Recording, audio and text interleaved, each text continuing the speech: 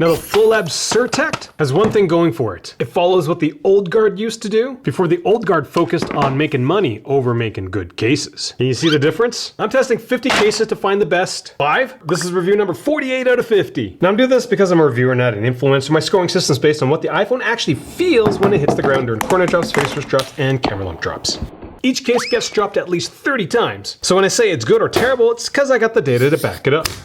Now the Surtect is a newer case. It's only been around for about 2 years. This case is a triple layered case, meaning there's a polycarbonate back, TPU edges, and on the inside, TPE. This case can be customized. You can replace the camera ring with a different color, as well as you can pop the buttons out and use different colored, buttons. Not bad. You can really make the case look like your own. For the actual case color, there's 2 choices, black and white. I like the white color better, but it does act as a sink for jean color. If you catch it quick enough, you can use some rubbing alcohol to get rid of it, but after a while, it sinks in the TPU, you're out of luck. Cases also come with a frosted back or a clear back. My preference is for the frosted back, less it doesn't show greasiness as much. Now the Surtect has a lot of quality of life features, including little feet at the bottom of the case so that the back doesn't scratch. And the taper is pretty subtle at the tops and bottoms. The subtle taper gives it a bit more protection in terms of drops. In terms of weight, it's going to add 46 grams to a Pro Max sized iPhone. That's basically average. In terms of bulk, it's going to be pretty small. I'm a big fan of that bulk number because this case is very unassuming in terms of protection. Now when it comes to handling, this case does have a slight texture to it, but overall it's very, very smooth. The texture of the product needs to be a bit more aggressive, I think. Might be annoying for some, but because I use a grip all the time, it's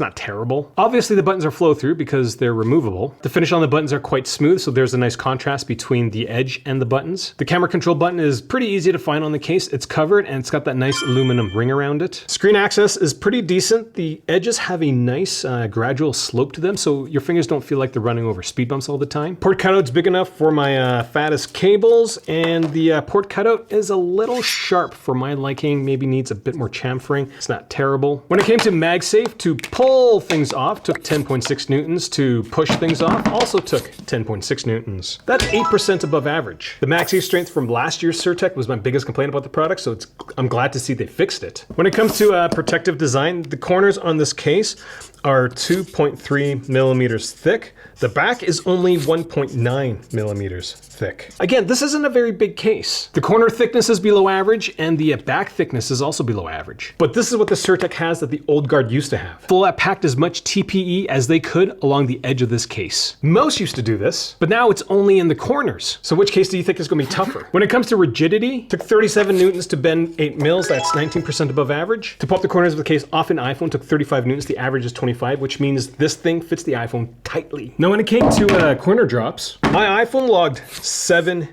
Gs. That's 32% below average. That is really spectacular. The rotation rate after the corner drop, 18% better than average. The settling is a whopping 78% faster. And the total force is 15% below average. I think there's only 1 or 2 cases out of the 50 that I've tested that have green scores for these 4 criteria. And all I can chalk it up to is that there's TPE baked along the entire edge of this case. The TPU and the polycarbonate back, they eat the initial drop, but it's the TPE that dampens everything, that just slows the entire iPhone right down after a drop. Like it's hard to believe that that's the winning combination, and I've tested 50 cases and very few of them do that. And when it came to face first drops, did you see the little bounce? There was no slap. Initial impact was 17% better than average. The selling rate this time was actually 37% slower, but the total force was 17% below average as well. So from my perspective, these are pretty typical ratios in terms of a case where the TPU is eating most of the impact. There isn't much, again, it's just the rim that's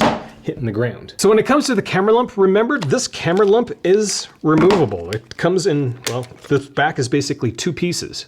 So when that happens, it hits the rim, then rattles through the back of the case and then gets to the TPE and the TPU. Initial impact was 49% better than average. The settling rate was surprisingly 30% slower, and the total force was 21% better than average. So this two-piece design eats the initial impact really well. But then the settling rate, because of the rigid back, it rings a little longer, but then the total force is much shorter because once it gets to the edge of the case, the TPE just eats all that impact. So would I get this case if I wasn't a reviewer? Yeah! This case is priced competitively. It's a triple layered case. The protection I just showed you is phenomenal. Case access, amazing. Grip is the only thing that I would worry about. But if that really concerns you, just slap something on it, a grip, like, yay, it's problem solved. I'm testing 50 cases to find the best 5. I am so close to being done. I am so excited to be finishing this series.